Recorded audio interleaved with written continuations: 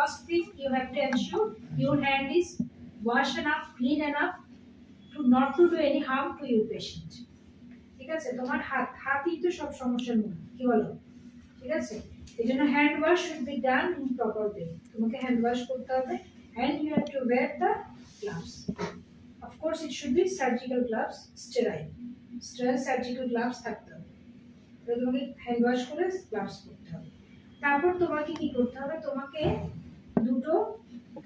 দুটো sterile, clean, soft, dry and if it is possible pre-warm, কি বললাম, নরম হতে হবে, খুব হার্ড কাপড় হলে হবে না। দুটো ড্রশিট আর দুটো ক্লথস তোমাকে রাখতে হবে, ক্লিন থাকতে হবে, পরিষ্কার, নট ময়লা কাপড়, ঠিক আছে? আর কি থাকতে হবে, সেগুলো শুকনো থাকতে হবে, নট ওয়েট, ভিজে থাকলে পারবে না। তাহলে আমরা কি বললাম, পরিষ্কার দুটো কাপড় রাখবে তুমি, যেগুলো কিনা পরিষ্কার ধোয়া কাপড়, কোনো ময়লা নাই, এবং যদি পারো একটু হিটেড, একটু হালকা গরম থাকলে ভালো, because the number one complication of the newborn is hypothermia. Once the baby out of the mother's womb, the baby loses temperature very rapidly. ঠিক আছে, তাহলে এই জন্য আমাদের টেম্পারেচার মেইনটেইন করতে হবে। এই ভিজা কাপড়কে তুমি জড়াই ফেলবা, আরো হাইপোথার্মিয়াতে যাবে, and hypothermia is life threatening. ঠিক আছে, তাহলে আমরা দুটো পরিষ্কার কাপড় নিয়ে আগে থেকে রেডি রাখবো, যেগুলো ধোয়া থাকবে, পরিষ্কার থাকবে, আর যদি সম্ভব হয় সেটা প্রি হিটেড থাকবে। গেল, একটা মাথায় ক্যাপ লাগবে, আমাদের বেবিটার কিন্তু ক্যাপ লাগানো আছে, ঠিক আছে? তাহলে এরকম ক্যাপ নিতে আমাদের সেটা আমাদের একটা ক্যাপ আগে থেকে রেডি রাখতে হবে, ঠিক আছে? তাহলে একটা head cover, because most of the temperature loses through the head, এই জন্য আমাদের একটা হেড কভার করতে হবে। তাহলে আমরা কাপড় কয়টা নিলাম, দুটো ক্লথস সাথে একটা হেড ক্যাপ। আচ্ছা, this one is the pillow. Pillow সবসময় নেসেসারি না, পিলো যদি তুমি অ্যারেঞ্জ করতে পারো, well and good. Pillow basically needed to maintain the neutral position for bag and mask ventilation, ঠিক আছে? সেটা আমরা দেখাবো। তাহলে একটা স্পেশাল পজিশনে তোমাকে নিতে হয় ডিউরিং গিভিং দ্য ভেন্টিলেশন, সেই মেইনটেইন করার জন্য, সেই পজিশন মেইনটেইন করার জন্য পিলো উইল হেল্প ইউ। যদি পিলো নাও থাকে, তুমি you can maintain that one, তুমি সেটা ছাড়াও কিন্তু মেইনটেইন করতে পারো, তারপর এটা থাকলে ভালো, ঠিক আছে? এরকম একটা সফট পিলো, কনভেনশনাল পিলো কিন্তু না, এটা হ্যান্ডমেড। এটা আমরা কি দিয়ে বানিয়েছি, cotton and tissue, cotton tissue and microfiber, ঠিক আছে? এটা দিয়ে আমরা pillow বানিয়েছে। and always in case of neonates, pillow should be given under the neck, not under the head, মাথার নিচে না, কিন্তু neck pillow, clear? neck pillow। তারপর আমাদের কি রাখবো, এরপর আসো আমাদের গ্লাভস আমরা পরে ফেলেছি, আমরা একটা স্টেথোস্কোপ রাখতে হবে। স্টেথোস্কোপ থাকলে আমাদের অবশ্যই সেটা ক্লিন থাকতে হবে। আমাদের একটা suction apparatus থাকতে হবে। suction apparatus, the name of this apparatus is penguin sucker, because it looks like a penguin, so cute is না, সুন্দর না দেখতে, তোমার বাসায় নিয়ে যাও, ঠিক আছে? তাহলে এটা হচ্ছে penguin sucker। কেন penguin? penguinের পেটটা মোটা থাকে না, আমাদের শেপটা penguinের মতো হয়ে গেছে, তো penguinের মতো, penguinের এই যে পেটের সাইডটা খোলা থাকে। penguin দিয়ে আমরা we try to avoid the suction machine because they having very high pressure which causes mucosal injury। আমাদের কিন্তু সাকার মেশিন আছে, আমাদের ওটিতেও আছে। সাকার মেশিন দিয়ে সাকশন দেওয়াটাকে এনকারেজ করা হয় না নিউবর্নে, কারণ ওদের মিউকোসাটা অনেক সেনসিটিভ থাকে, অনেক লুমিনেন্টিং থাকে, যখন তোমার কি প্রেশারটা যদি মেইনটেইন না করো, তাহলে কি হবে, ছিঁড়ে যাবে, মিউকোসাল ইনজুরি হবে। তো WHO রিকমেন্ড করে এই ধরনের ম্যানুয়াল সাকার, ওটা তো অটোমেটিক সাকার, মেশিন চলবে, এটা প্রেশার জেনারেট হবে। এখানে তোমাকে প্রেশার নিজের হাতে, how far you are giving pressure, it's regulated by your own hands, is it? তুমি নিজে নিজে কিন্তু হাত দিয়ে প্রেসারটা রেগুলেট করছো। তাহলে আমাদের একটা সাকশন অ্যাপারেটাস লাগবে। Of course it should be clean and clear and sterile, এটা পরিষ্কার থাকতে হবে, ঠিক আছে? এটা হোয়াইট বোর্ড, একটা দেখছো এটা ছোটটা কেমন, হ্যাঁ, এটা একদম বড় একটা হোল আছে এখানে। তাহলে আমরা সাকশন দিব। এখন আমার কাজ হবে, আমার প্রত্যেকটা ইনস্ট্রুমেন্টকে চেক করে নিতে হবে। Checking of the instrument is the part of your preparation. তুমি যে প্রিপারেশন নিতে গিয়েছো, তুমি সাকার আছে, ঠিক আছে, তুমি চেক করলা না, তুমি যেমন সাকশন দিতে গেলে এখানে একটা ফুটা আছে, তুমি এদিকে দিচ্ছ, এদিকে লিক হয়ে যাচ্ছে, এদিকে দিচ্ছ, এদিকে লিক হয়ে যাচ্ছে। Every instrument whatever you want to use, you have to check before using that it is functioning or not, ঠিক আছে? মানে কিভাবে ফাংশনিং দেখবো, আমি নেগেটিভ প্রেসারটা ফিল করছি, নেগেটিভ প্রেশার ফিল করার অর্থ হচ্ছে আমার এখানে কোনো কি নাই, লিক নাই। ক্লিয়ার? তাহলে আমি এটা চেক করলাম। তারপর আমি কি দেখব? তারপর আমি আম্বিলিক্যাল কর্ড, আম্বিলিক্যাল কর্ডটা কাটতে হবে না, বেবিতে একটা আম্বিলিক্যাল কর্ড থাকবে। আম্বিলিক্যাল কর্ড কাটার জন্য আমার কি কি লাগবে? আম্বিলিক্যাল কর্ড কাটার জন্য আমার কি লাগবে? একটা সিজার লাগবে। Scissor should be sterile and autoclaved. ঠিক আছে, অটোক্ল্যাম্প করা সিজার লাগবে। এটা অটোক্ল্যাম্প করা আছে কিনা এটা এনশিওর করতে হবে। তারপর আমার কি লাগবে? কর্ড ক্ল্যাম্প লাগবে। ঠিক আছে, এখন তুমি এত রিমোট এরিয়াতে যে তোমার কাছে এগুলো নাই, সিজার নাই, সিজার না থাকলে কি করব? সিজার না থাকলে আমরা ব্লেডের ব্যবস্থা করতে পারি না, but it should be sterile. যদি স্টেরিলাইজেশন আর অটোক্ল্যাভ মেশিন তোমার কাছে নেই, তাহলে তুমি কি করবে? তুমি চুলাতে গরম হট এয়ার আমরা একটা স্টেরিলাইজেশনের প্রসিডিউর করেছিলাম হট এয়ারে মনে আছে? কি করেছিলাম? মাইক্রোতে, হ্যাঁ, স্টেরিলাইজেশনের প্রসেস। তাহলে তুমি গরম চুলায় গরম আগুনের মধ্যে ধরেও কিন্তু তুমি এটা স্টেরিলাইজ করতে পারো। তাহলে আমরা we can use the blade also যদি সম্ভব না হয়, if you cannot arrange this type of scissor। তারপর আসে তোমার ক্ল্যাম্প লাগবে, এরকম একটা স্টেরাইল ক্ল্যাম্প লাগবে, আম্বিলিক্যাল কর্ড ক্ল্যাম্প। ঠিক আছে, কর্ড ক্ল্যাম্প আমাদের কয়টা লাগবে? 3টা কর্ড ক্ল্যাম্প লাগবে আমাদের, 3টা কর্ড ক্ল্যাম্প লাগবে। ওকে, কর্ড ক্ল্যাম্প যদি আমি ম্যানেজ করতে না পারি, আমি কি করব? আমি থ্রেড নিব, সুতা নিব। সুতাকে কিন্তু আমাকে স্টেরাইজ করতে হবে। কিভাবে করবো সুতাকে স্টেরাইজ? সুতাকে তো চুলায় দিলে পুড়ে যাবে, তাহলে কি করতে হবে? গরম পানিতে, একদম গরম পানিতে সেটাকে কি করতে হবে? গরম পানিতে সেটাকে ক্লিন করতে হবে। ঠিক আছে, তাহলে দিস আর দ্য অল্টারনেটিভ সাবস্টিটিউটের কথা বলছি, কিন্তু ideally we should use these types of sterile conventional clamps। ওকে, কয়টা ক্ল্যাম্প? 3টা ক্ল্যাম্প থাকবে। ক্ল্যাম্পিং এর গাইনোকোলজিতে কাজ করছো তো? ক্ল্যাম্পিং আমরা কিভাবে করি জানি? ক্ল্যাম্পিং আমরা কিভাবে করি? আমরা আম্বিলিক্যাল কর্ডটা কার মধ্যে connection, is the connection between the mother and the baby. আমরা কোন দিক থেকে কাটবো? From the baby side, because mother's connection within the placenta and placenta within the mother's womb. Baby যখন আউট হয় তখন প্লাসেন্টার সাথে সাথে আউট হয়, placenta remains inside the mother's uterus. ঠিক আছে, আমাদেরকে বেবিকে সেপারেট করতে হবে ফ্রম মাদার। তাহলে আমরা কোন সাইড থেকে করব? বেবি সাইড, কারণ বেবিটা আমাদের কাছে আছে। তাহলে বেবির যে অ্যাবডোমেন আছে, অ্যাবডোমেন থেকে আমরা ফার্স্টে কি করব? আমরা কি করব? Two finger away from the abdominal wall. বুঝতে পারছি কিনা? বুঝতে পারছো কিনা? বুঝতে না পারলে জিজ্ঞেস করতে হবে, চুপ করে থাকলে হবে না। Because this is not lecture class, আমি লেকচার দিয়ে যাব, তুমি দূর থেকে ঘুমাই শুনে চলে যাবে, সেটা কিন্তু হবে না। হ্যাঁ, এটা টিউটোরিয়াল ক্লাস। সাপোজ এটা আম্বিলিক্যাল কর্ড। ওকে, তাহলে আমি এখন বেবি আম্বিলিক্যাল কর্ডটা কাটছি two finger from abdominal wall থেকে তো আমি মাপটা নিতে পারছি। Two finger away from the umbilical wall আমি কি করব? একটা clamp. Then one finger from the first clamp, আর একটা ক্ল্যাম্প করব। ওটা দিয়ে ক্ল্যাম্পটা কোথায় গেল? নিচে, এটা দিয়ে। দেন 4 ফিঙ্গার অ্যাপার্ট, আর একটা clamp. Then I will cut the cord in between the second and third one. মানে 4 ফিঙ্গারের ওখানে, 4 ফিঙ্গারের ওখানে, 1 আর 4 সেকেন্ড এন্ড থার্ড এর মাঝখানে আমি কাটবো। ফার্স্ট 2 ফিঙ্গার অ্যাপার্ট আমি একটা ক্ল্যাম্প দিলাম, দেন 1 ফিঙ্গার অ্যাপার্ট আমি আরেকটা ক্ল্যাম্প দিলাম, দেন 4 finger apart from the second one আমি আরেকটা ক্ল্যাম্প দিলাম। তারপর আমি কাটবো কোথায়? সেকেন্ড এন্ড থার্ড এর মাঝখানে। ঠিক আছে, আচ্ছা এইখানে তাহলে বেবিটির কয়টা ক্ল্যাম্প থাকবে? 3টা।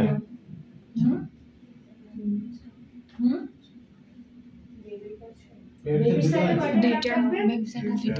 দুইটা তাকে আমরা ধাঁধা হয়ে গেল।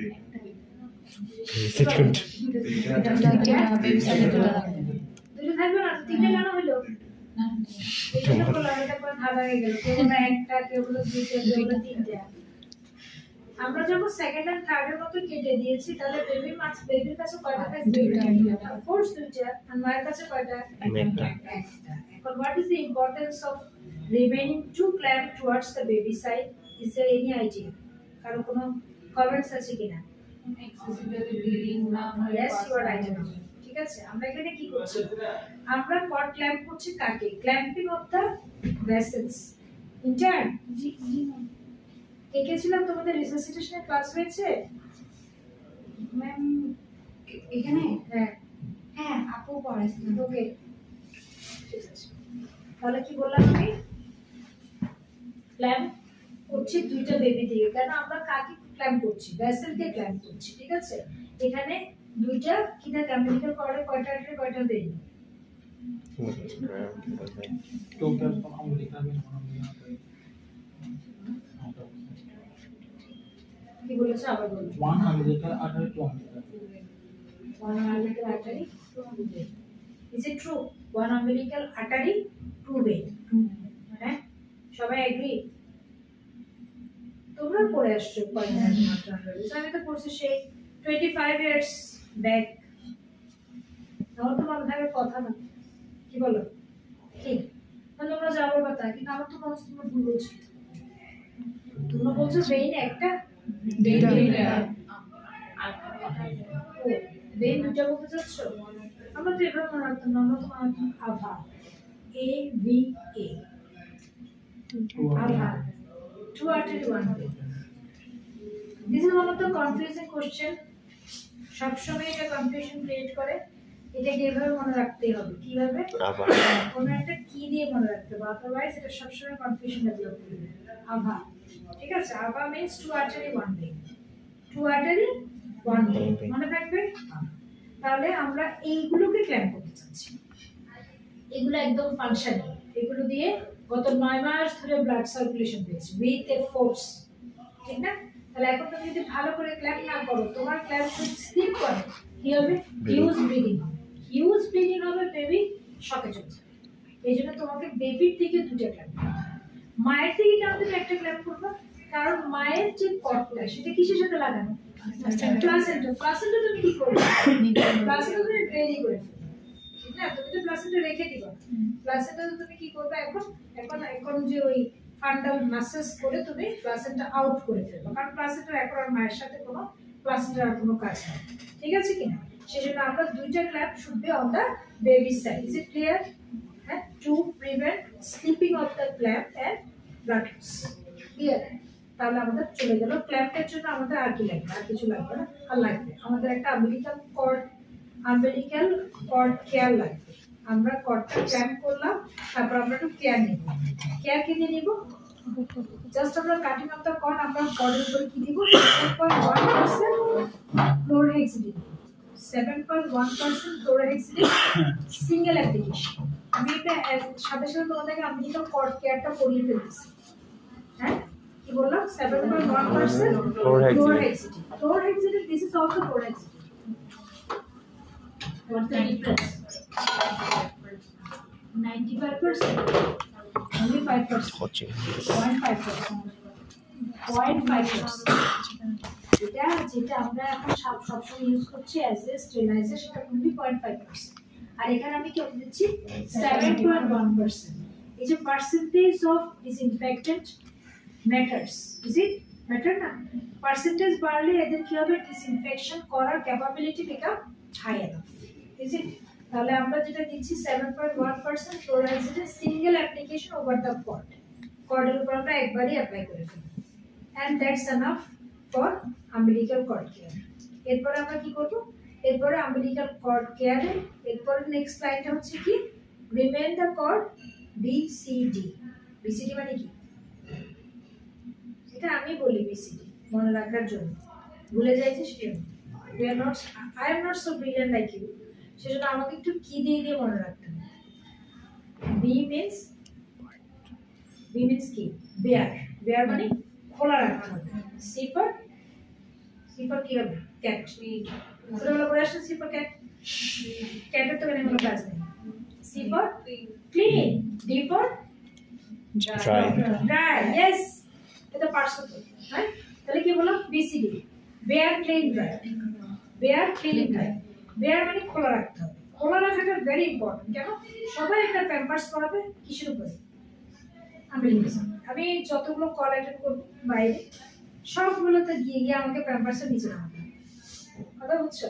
আর সবাই প্যাম্পার্সের কি করবে ওখানে, এখন বেবি ছোট, প্যাম্পার্সের সাইজ হয়ে যাবে বড়, ওরা এটাকে একটা ভাঁজ করবে না, ওরা জাস্ট আম্বিলিকাল কর্ড বরাবর কি করবে, প্যাম্পার্স থেকে টাই করে দিবে, কথা বুঝছো কিনা? তাহলে তোমার তোমাকে তো বলতে হবে যে খোলা রাখতে হবে, খোলা না রাখলে কি হবে, এখানে সোয়েটিং হবে। এটা একটা লিভিং কর্ড, কিন্তু একদমই একটা জীবিত, এটা মারা যায়নি এখনো কিন্তু, ঠিক আছে কিনা। এখান থেকে গন্ধ বেরোবে একটু পরে, ইনফেকশন হবে, মাইক্রো অর্গানিজম খুব তাড়াতাড়ি গ্রো করে ফেলবে। এখানে ব্লাডও আছে, ব্লাডটা ভেরি গুড মিডিয়া, কথা বলছো কিনা? হ্যাঁ, ব্লাড হচ্ছে ভেরি গুড মিডিয়া, তাহলে ওখান থেকে খুব তাড়াতাড়ি ইনফেক্টেড হয়ে যাবে।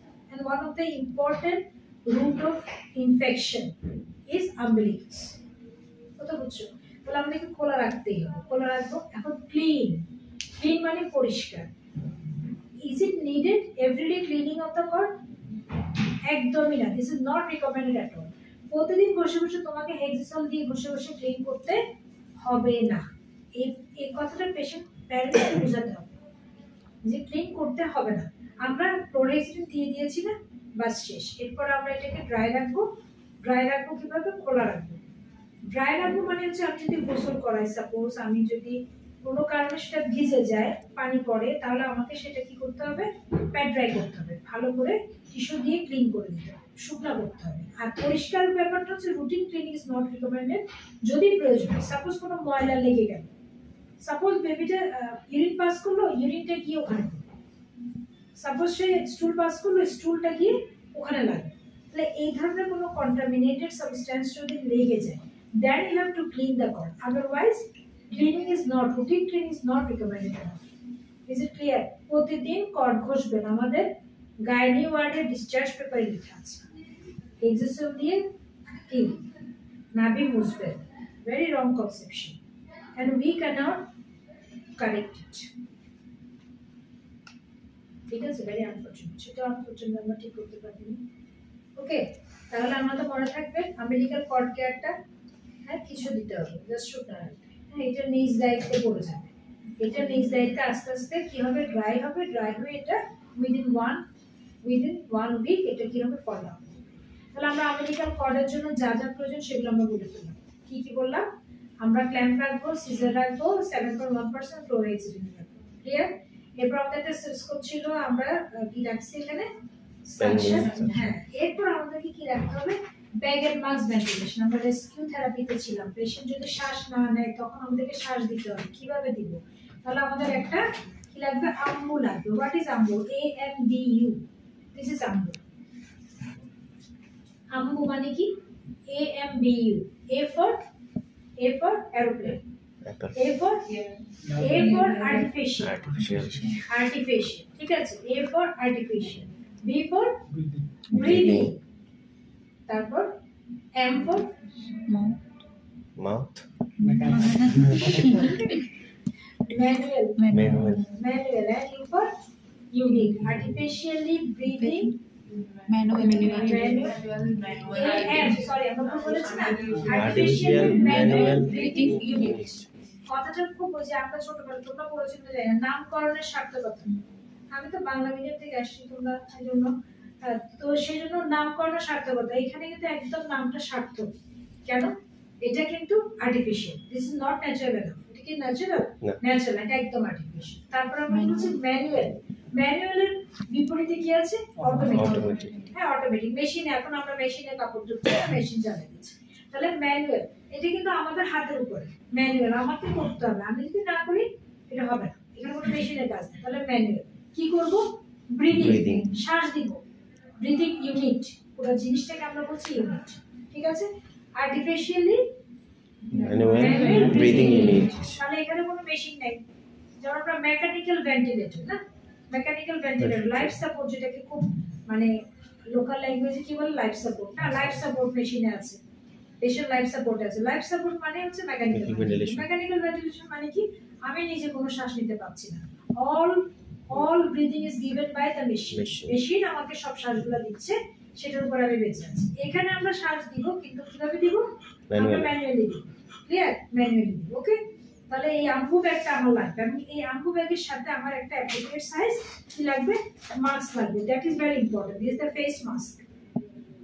এই ফেস মাস্কটা আমরা বসাবো এখানে। So appropriate size of the face mask is very important. এখন তোমার বেবি কিন্তু ডেলিভারি হয়নি, তুমি তো প্রিপারেশন নিচ্ছ, তাহলে বেবি টার্ম না প্রিটার্ম ইউ ডোন্ট নো।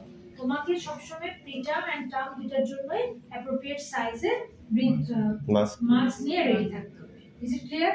তাহলে মাস্ক তোমাকে রেডি রাখতে হবে, আর মাস্কটা ঠিক আছে কিনা তুমি সেটা চেক করতে হবে, কারণ মাস্কটা অনেক সময় কি থাকে, ছিদ্র থাকতে পারে। তোমার এই আম্মু ব্যাগের যে যে এই যে ব্রিদিং ইউনিটটা, এটা কি থাকতে পারে, নষ্ট থাকতে পারে, পারে না?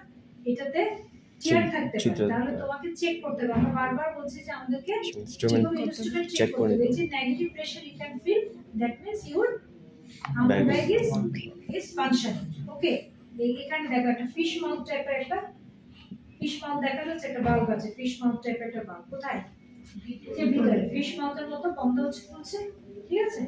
ওকে, আর এই যে বাল্বটা এটা হচ্ছে প্রপআউট বাল্ব। তুমি যদি এক্সট্রা বাতাস যেটা চলে যাচ্ছে সেটা এদিক দিয়ে কি হবে, বের হয়ে যাবে। তাহলে আচ্ছা, আম্মু ব্যাগ ইনস্ট্রুমেন্ট আমরা পরে পড়াবো। এটা কি? এটা হচ্ছে আমাদের এই যে লিখা আছে এটা কি, এটা হচ্ছে রিজার্ভার ব্যাগ। এখানে এটা যদি আমরা ইনফ্লেট করি, এখানে আরো অক্সিজেন রিটেন হয়ে থাকবে। এটা অক্সিজেন কানেক্টর, তুমি দিক দিয়ে অক্সিজেন কানেক্ট করতে পারবে। তাহলে এইরকম একটা ব্রিদিং ইউনিট আমার কি থাকতে হবে, রেডি থাকতে হবে। ওকে, তাহলে আমার স্টেথোস্কোপ রেডি আছে, আমার আর কি রেডি থাকতে হবে, আর কিছু এটা একটা ফেস মাস্ক আছে। ফেস মাস্ক গুলো অ্যাটিটিউড সাইজের ফেস মাস্ক লাগবে। একটা ওয়াচ থাকতে হবে, ঘড়ি থাকতে হবে। কেন ঘড়ি থাকতে হবে? যে ঘড়ি থাকতে হবে কেন? আমার রিসাসিটেশনের টাইম আছে। রিসাসিটেশনে আমাকে ব্রিদিং স্টাবলিশ করতে হবে within 1 minute. That is called the golden 1 minute. That is called the golden 1 minute. 1 ঘন্টার মধ্যে আমাকে অ্যাডিকুয়েট ব্রিদিং স্টার্ট করতে হবে। বুঝতে পারছি কিনা? 1 মিনিটের মধ্যে 1 মিনিট, গোল্ডেন 1 মিনিট, কিন্তু 1 ঘন্টা না, 1 মিনিট, ঠিক আছে? এই 1 মিনিট থেকে আমরা দুইটা অংশে ভাগ করব, 30 সেকেন্ড 30 সেকেন্ড, ঠিক আছে?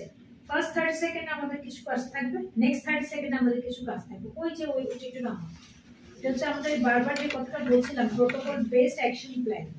হ্যাঁ, সেটা যে ফ্লো চার্ট, এই ফ্লো চার্টটা it should be kept in every research room, ঠিক আছে? এটা সব জায়গায় লাগানো থাকা উচিত।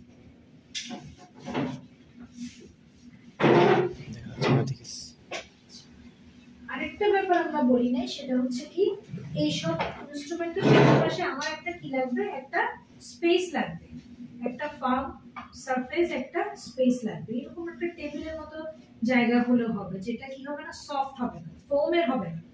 সফট হলে আমি ব্যাগের মাস্ক করার সময় বেবি কি হবে, ভিতর দিকে চলে যাবে, আমি প্রপারলি ব্যাগের মাস্ক দিতে পারবো। এরকম একটা ফার্ম সারফেস থাকতে হবে, যেটা কি হবে, ক্লিন থাকতে হবে, আর কি হতে হবে, ওয়েল লাইটেড, লাইট থাকতে হবে, অন্ধকার ঘর হলে হবে না। আগে ডেলিভারি করাতে যেরকম রুমে, হ্যাঁ, আব্দুল রুম ছিল, একটা কালো অন্ধকার, চোখে দেখা যেত না, সেখানে সব কলেস্ট্রিডিয়াম টিটিনি ছিল, কি বলো, ছিল না? তো এখন কি, এখন হচ্ছে ওয়েল লাইটেড হতে হবে। তাহলে ইট মে বি ওয়ার্মার। তুমি যদি টার্সিয়ারি কেয়ার হসপিটালে হও, তুমি একটা ওয়ার্মার রেডি রাখতে পারো, যেটা ক্লিন, ড্রাই, ওভারহিটেড, হিটও দেওয়া আছে। কিন্তু তুমি যদি টার্সিয়ারি কেয়ার হসপিটাল নাও হও, you can keep resuscitation very well. তোমার এরকম একটা সারফেস হলে হবে, যেটা তুমি আগে থেকে ঠিক করে রাখবে যে এই জায়গাটা ক্লিন আছে, পরিষ্কার আছে, এখানে লাইট আছে, এবং এটা ফার্ম সারফেস, ঠিক আছে? এই জায়গাটাতে আমি বেবিটাকে এনে রিসাসিটেট করবো। তাহলে আমার একটা স্পেস লাগবে। আমার স্পেসের পাশে আমার ইনস্ট্রুমেন্টগুলো সবকিছু ফাংশনিং আছে কিনা, ক্লিন আছে কিনা আমি আগে চেক করে নিলাম, ঠিক আছে? এবং এটা কোথা থেকে হতে হবে, এটা ডেলিভারি যেখানে হবে, মায়ের যেখানে ডেলিভারি হচ্ছে তার কাছাকাছি হতে হবে। মেবি ইন এ কর্নার, একটা কর্নারে থাকতে হবে এবং কাছাকাছি হতে হবে, অনেক দূরে। এখান থেকে ওই মাথায় আমাদের যেরকম ডেলিভারি রুম, ওখানে রিসাসিটেশন করছে, আমরা এখানে রুমে না।